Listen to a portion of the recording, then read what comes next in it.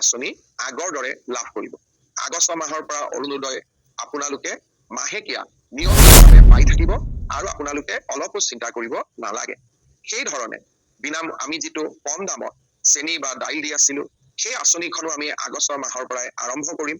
অৱশ্যে নমস্কাৰ বন্ধু বান্ধৱীসকল, আজি ৩ জুলাই সন্ধিয়াৰ এক অতি গুৰুত্বপূৰ্ণ খবৰলৈ আপোনালোকৰ মাজলৈ আহিছোঁ। আপুনি বা আপোনাৰ পৰিয়ালে অৰুণোদয় আঁচনি টকা পায় নেকি, অথবা আপোনাৰ হাতত ৰেচন কাৰ্ড আছে নেকি? তেন্তে মুখ্যমন্ত্ৰী ডক্টৰ হিমন্ত বিশ্ব শৰ্মাই ফেচবুক লাইভ যোগে জনোৱা এই ডাঙৰ ঘোষণাটো আপোনাৰ বাবে জনাটো অতি প্ৰয়োজনীয়। অলপ পিছতে মই আপোনালোকলৈ আগুৱাই দিম মুখ্যমন্ত্ৰী ডাঙৰীয়াৰ এটি ভিডিঅ' ক্লিপ। ৰাজ্যৰ প্ৰায় 40 লাখতকৈও অধিক পৰিয়ালে কেতিয়াৰ পৰা একাউণ্টত পাব অৰুণোদয় টকা, আৰু ৰেচন কাৰ্ডত কম দামত পোৱা দালি, চেনি, নিমখ আৰু মিঠাতেল কেতিয়াৰ পৰা পুনৰ বিতৰণ কৰা হ'ব। চৰকাৰে এই সকলোবোৰক লৈ এক ডাঙৰ সময়সীমা বান্ধি দিছে। সকলো বিতংভাৱে জানিবলৈ ভিডিঅ'টো অকণো স্কিপ নকৰি শেষলৈকে চাওক। প্ৰথমে আহোঁ ৰেচন কাৰ্ডৰ সামগ্ৰীসমূহৰ খবৰটোলৈ। আপোনালোকে নিশ্চয় জানে যে ভোট অন একাউণ্ট বা চৰকাৰী বাজেট প্ৰক্ৰিয়াৰ বাবে যোৱা জুন মাহৰ পৰা দালি, চেনি আৰু নিমখৰ বিতৰণ সাময়িকভাৱে স্থগিত ৰখা হৈছে। ইয়াৰ বাবে বহু গ্ৰাহকে বজাৰৰ পৰা অধিক দামত এইবোৰ কিনিবলগীয়া হৈছে। কিন্তু এতিয়া মুখ্যমন্ত্ৰীদেৱে স্পষ্ট কৰি দিছে যে এই বন্ধ থকা ব্যৱস্থা অতি সোনকালেই সমাধান হ'ব। চলিত জুলাই মাহতে চৰকাৰৰ সম্পূৰ্ণ বাজেটখন গৃহীত হোৱাৰ পিছতে অহা আগষ্ট মাহৰ প্ৰথম সপ্তাহৰ পৰা আপোনালোকে পুনৰ সুলভ মূল্যৰ দোকানত পূৰ্বৰ দৰে দাইল, চেনি আৰু নিমখ লাভ কৰিব। ইয়াৰ উপৰিও আগন্তুক দিনত মিঠাতেল বা ভোজ্য তেলো এই তালিকাত অন্তৰ্ভুক্ত কৰাৰ বাবে চৰকাৰে প্ৰস্তুতি চলাইছে। এতিয়া আহোঁ আটাইতকৈ চৰ্চিত অৰুণোদয় আঁচনি খবৰটোলৈ। ৰাজ্যৰ লাখ লাখ মহিলাৰ উপভোক্তাই অপেক্ষা কৰি আছে যে অৰুণোদয় পৰৱৰ্তী কিস্তি কেতিয়া আহিব। মুখ্যমন্ত্ৰী ডক্টৰ হিমন্ত বিশ্ব শৰ্মাই কেবিনেট বৈঠকৰ অন্তত নিশ্চিত কৰিছে যে অৰুণোদয় আঁচনি ধনৰাশিও অহা আগষ্ট মাহৰ 1 তাৰিখৰ পৰা নিয়মীয়াকৈ হিতাধিকাৰীসকলে বেংক একাউণ্টত পাব বা চৰকাৰে জমা কৰি দিয়া হ'ব। অৱশ্যে ইয়াত এটা গুৰুত্বপূৰ্ণ কথা মন কৰিবলগীয়া, চৰকাৰে এইবাৰ হিতাধিকাৰী তালিকাখন ভালদৰে পৰীক্ষা বা ফিল্টাৰ কৰিছে। যিসকল লোক মৃত্যু হৈছে বা যিসকলৰ পৰিয়ালৰ সদস্যই চৰকাৰী চাকৰি লাভ কৰিছে, তেওঁলোকৰ নাম তালিকাৰ পৰা কৰ্তন কৰা হ'ব। কিন্তু পুৰণি প্ৰকৃতযোগ্য হিতাধিকাৰীসকলে কোনো নতুন ফৰ্ম পূৰণ নকৰাকৈয়ে নিজৰ পূৰ্বৰ বেংক একাউণ্টতে এই টকা লাভ কৰিব। চৰকাৰৰ লক্ষ্য হৈছে প্ৰতিটো প্ৰকৃত দৰিদ্ৰ পৰিয়ালৰ কাষত থিয় দিয়া। আপোনালোকে চাওকচোন মুখ্যমন্ত্ৰী ডাঙৰীয়াই কি কৈছে, এটি ভিডিঅ' ক্লিপ মই আপোনালোকলৈ আগুৱাই দিছোঁ। আঁচনি আগৰ দৰে লাভ কৰিব। আগষ্ট মাহৰ পৰা অৰুণোদয় আপোনালোকে মাহেকীয়া নিয়মিতভাৱে পাই থাকিব আৰু আপোনালোকে অলপো চিন্তা কৰিব নালাগে। সেই ধৰণে আমি যিটো কম দামত চেনি বা দাইল দি আছিলো, সেই আঁচনিখনো আমি আগষ্ট মাহৰ পৰাই আৰম্ভ কৰিম। অৱশ্যে আমি ইয়াক অকণমান নতুন ৰূপত লৈ আহিম। সেই বিষয়ে আমাৰ পূৰ্ণাংগ বাজেটত আপোনালোকে শুনিবলৈ পাব। নিযুত মইনা, নিযুত বাবু, এই প্ৰত্যেকবোৰ আঁচনি, জীৱন প্ৰেৰণা, এই প্ৰত্যেকবোৰ আঁচনি আমি আগষ্ট মাহৰ পৰা আৰম্ভ কৰিম। যে আমাৰ ৰাজ্যৰ যুৱক যুৱতীক আমি 2 লাখ চৰকাৰী চাকৰিৰ সুবিধা দিম। যোৱাবাৰ আমি 1 লাখ চাকৰিৰ সুবিধা দিয়াৰ কথা কৈছিলো। 1,60,000 যুৱক যুৱতীক আমি চৰকাৰী চাকৰি দিব পাৰিম। এইবাৰো আমি 2 লাখ ল'ৰা ছোৱালীক কেনেকে চাকৰি দিব পাৰো, কোন বিভাগত কিমান পদ খালী আছে, পদোন্নতিৰ জৰিয়তে নতুনকৈ কিমান পদ সৃষ্টি কৰিব পাৰি, নতুনকৈ কেনেকে বেটেলিয়ন আদি নিৰ্মাণ কৰিব পাৰি, এই কথাবোৰো ইতিমধ্যে আমি আলোচনা আৰম্ভ কৰি দিছো। অৰ্থাৎ নিৰ্বাচনৰ সময়ত দিয়া প্ৰতিশ্ৰুতিবোৰ কেৱল মাত্ৰ নিৰ্বাচনী প্ৰতিশ্ৰুতি নহয়, ই আমাৰ উন্নয়নৰ মন্ত্ৰ, অসমক বিকাশৰ পথলৈ আগুৱাই লৈ যোৱাৰ এক আমাৰ বাবে পবিত্ৰ দায়িত্ব আৰু কৰ্তব্য। তাক আমি সদায়ে স্বীকাৰ কৰো আৰু অসমৰ ৰাইজৰ বাবে আমি এনেকৈ নিৰলস আমি কাম কৰি গৈ থাকিম। অসমৰ সংস্কৃতি, অসমৰ পৰিচয়, এই গোটেইবোৰ আমাৰ বাবে ৰাজনৈতিক শ্লোগান নহয়। অসমৰ আইডেণ্টিটি, অসমৰ স্বাভিমান, অসমৰ সংস্কৃতি, অসমৰ ভূমিৰ ৰক্ষণাবেক্ষণ, আমাৰ এই গোটেই সিদ্ধান্ত বা গোটেই আদৰ্শসমূহ ৰাজনীতি বা ইলেকশ্যনৰ সময়ত হোৱা আদৰ্শ নহয়, ই আমাৰ এক কৰ্মযোগ্য। অনাগত দিনসমূহত অসমবাসী আৰু অসমীয়াৰ বাবে আমি নিৰন্তৰ কাম কৰি যাম। তাত আমি কেতিয়াও পিছ হুহুকি নাহো। বাইহাটা চাৰিআলিৰ পৰা তেজপুৰৰ মিছন চাৰিআলিলৈকে এই সমগ্ৰ পথছোৱা 4 লেনযুক্ত হিচাপে নিৰ্মাণ কৰা। ই এটা বহুদিনীয়া দৰং আৰু শোণিতপুৰৰ ৰাইজৰ বহুদিনৰ দাবী আছিল। বাইহাটা চাৰিআলি আৰু মিছন চাৰিআলিৰ ৰাস্তা 4 লেনযুক্ত হোৱাৰ লগে লগে ই পোনে পোনে আহি গুৱাহাটীৰ ৰিং ৰোডত খুন্দা খাব। অৰ্থাৎ ৰিং ৰোডৰ পৰাই গুৱাহাটীক টাচ নকৰাকৈ আমি জাগিৰোডলৈ যাব পাৰিম, সোণাপুৰলৈ যাব পাৰিম আৰু ৰঙিয়া আদিলৈকেও আমি ডিৰেক্টলি 4 লেনযুক্ত ৰাস্তাৰে আমি যোৱাৰ সুযোগ পাম। ঠিক আছে। ইয়াৰ উপৰিও আৰু এটা নতুন আঁচনি আমি আনিব খুজিছো। সেইটো হ'ল গুৱাহাটী বিমানবন্দৰৰ পৰা গড়ল, ধাৰাপুৰ, গুৱাহাটী বিশ্ববিদ্যালয় এই 10-12 কিলোমিটাৰ পথ আমি এটা এলিভেটেড কৰিডৰ অৰ্থাৎ 10 কিলোমিটাৰৰ এখন পুৰণীয়া সেতু আমি নিৰ্মাণ কৰিব খুজিছো, যাতে গুৱাহাটী বিমানবন্দৰলৈ জালুকবাৰীৰ পৰা মাত্ৰ 7 বা 8 মিনিটতে আমি গৈ পাব পাৰো।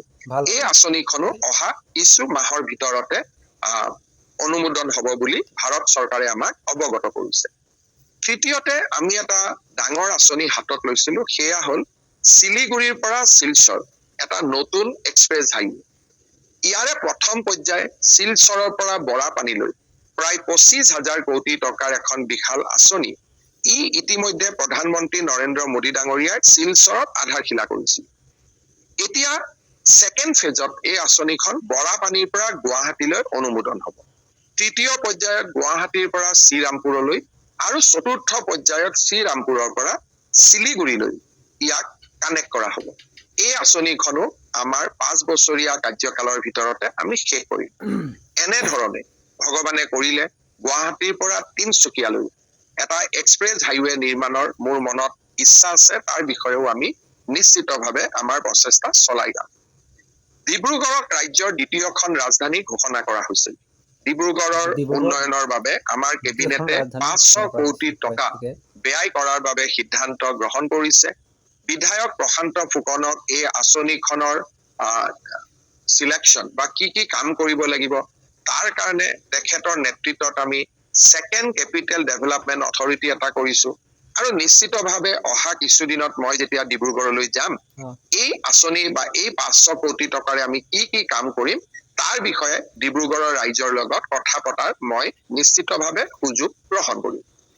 ইয়াৰ উপৰিও আমি শিলচৰৰ এখন নতুন বিমানবন্দৰ নিৰ্মাণৰ যিটো প্ৰচেষ্টা তাৰ অনুমোদনৰ বাবে আমি কাম কৰি আছো। অহা কেইদিনমানৰ ভিতৰতে আমি আৰু অনুমোদন পোৱাৰ আশা কৰিছো। ইয়াৰ পিছত এটা নতুন আঁচনি এইবাৰ দিল্লীত যাওঁতে আমি আলোচনা কৰিছিলো যে ৰূপসী বিমানবন্দৰ ই এটা ষ্ট্ৰেটেজিক লোকেশ্যনত আছে। ৰূপসীৰ পৰা বাংলাদেশ ওচৰত, ৰূপসীৰ পৰা পশ্চিমবংগ ওচৰত, ৰূপসী আমাৰ BTADৰ কাষতে আৰু ৰূপসীলৈকে গুৱাহাটীৰ পৰাও যাব পাৰি। শিলচৰ শিলিগুৰি কৰিডৰ হৈ গলে ৰূপসীটো আমি 2 ঘণ্টাতে গৈ পাব পাৰো। ৰূপসী বিমানবন্দৰক আমি এটা ডাঙৰ লজিষ্টিক হাব হিচাপে নিৰ্মাণ কৰিব পাৰো নেকি? বিমানবন্দৰটো ডাঙৰ কৰি নিৰ্মাণ কৰি তাৰো আমি নতুন চিন্তা চৰ্চা আৰম্ভ কৰিছো। ইয়াৰ উপৰিও নিৰ্বাচনৰ সময়ত আমি এটা প্ৰতিশ্ৰুতি দিছিলো যে ৰাজ্যৰ প্ৰতিখন জিলাতে এখন বিশ্ববিদ্যালয় হ'ব, প্ৰতিখন জিলাতে এখন মেডিকেল কলেজ হ'ব আৰু প্ৰতিখন জিলাতে এখন ইঞ্জিনিয়াৰিং কলেজ হ'ব। এই প্ৰচেষ্টাৰ অংশ হিচাপে হাইলাকান্দি, হোজাই, বজালি আৰু গোৱালপাৰা আগষ্ট মাহৰ প্ৰথম সপ্তাহৰ পৰাই মই চেষ্টা কৰিম 2 বা 3 আগষ্টৰ পৰাই আপোনালোকে অৰুণোদয় আঁচনি আগৰ দৰে লাভ কৰিব। আগষ্ট মাহৰ পৰা অৰুণোদয় আপোনালোকে মাহেকীয়া নিয়মিতভাৱে পাই থাকিব আৰু আপোনালোকে অলপো চিন্তা কৰিব নালাগে। সেই ধৰণে আমি যিটো কম দামত চেনি বা দাইল দি আছিলো সেই আঁচনিখনো আমি আগষ্ট মাহৰ পৰাই আৰম্ভ কৰিম। অৱশ্যে আমি ইয়াক অকণমান নতুন ৰূপত লৈ আহিম। সেই বিষয়ে আমাৰ পূৰ্ণাংগ বাজেটত আপোনালোকে শুনিবলৈ পাব। নিযুত মইনা, নিযুত বাবু এই প্ৰত্যেকবোৰ আঁচনি, জীৱন প্ৰেৰণা এই প্ৰত্যেকবোৰ আঁচনি আমি আগষ্ট মাহৰ পৰা আৰম্ভ কৰিম। বহুতে মোৰ ফেচবুকত প্ৰশ্ন সোধে, মামা জীৱন প্ৰেৰণা কেতিয়া পাম, নিযুত মইনা কেতিয়া পাম? আমি গোটেইবোৰ আঁচনি আগষ্ট মাহৰ পৰা আপোনালোকক দিয়া ব্যৱস্থা কৰিম আৰু তাৰ পিছত সমগ্ৰ সময়ছোৱাত আপোনালোকে এই আঁচনি নিৰবিচ্ছিন্নভাৱে পাই থাকিব। আমাৰ ৰাজ্যৰ যুৱক যুৱতীক আমি 2 লাখ চৰকাৰী চাকৰিৰ সুবিধা দিম। যোৱাবাৰ আমি 1 লাখ চাকৰিৰ সুবিধা দিয়াৰ কথা কৈছিলো। 1,60,000 যুৱক যুৱতীক আমি চৰকাৰী চাকৰি দিব পাৰিম। এইবাৰো আমি 2 লাখ ল'ৰা ছোৱালীক কেনেকে চাকৰি দিব পাৰো, কোন বিভাগত কিমান পদ খালী আছে, পদোন্নতিৰ জৰিয়তে নতুনকৈ কিমান পদ সৃষ্টি কৰিব পাৰি, নতুনকৈ কেনেকে বেটেলিয়ন আদি নিৰ্মাণ কৰিব পাৰি, এই কথাবোৰো ইতিমধ্যে আমি আলোচনা আৰম্ভ কৰি দিছো। অৰ্থাৎ নিৰ্বাচনৰ সময়ত দিয়া প্ৰতিশ্ৰুতিবোৰ কেৱল মাত্ৰ নিৰ্বাচনী প্ৰতিশ্ৰুতি নহয়, ই আমাৰ উন্নয়নৰ মন্ত্ৰ, অসমক বিকাশৰ পথলৈ আগুৱাই লৈ যোৱাৰ এক আমাৰ বাবে পবিত্ৰ দায়িত্ব আৰু কৰ্তব্য। তাক আমি সদায় স্বীকাৰ কৰো আৰু অসমৰ ৰাইজৰ বাবে আমি এনেকৈ নিৰলস আমি কাম কৰি গৈ থাকিম।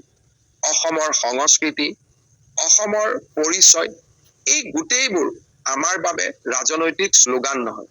অসমৰ আইডেন্টিটি, অসমৰ স্বাভিমান, অসমৰ সংস্কৃতি, অসমৰ ভূমিৰ ৰক্ষণাবেক্ষণ, আমাৰ এই গোটেই সিদ্ধান্ত বা গোটেই আদৰ্শসমূহ ৰাজনীতি বা ইলেকশ্যনৰ সময়ত হোৱা আদৰ্শ নহয়, ই আমাৰ এক কৰ্মযোগ্য।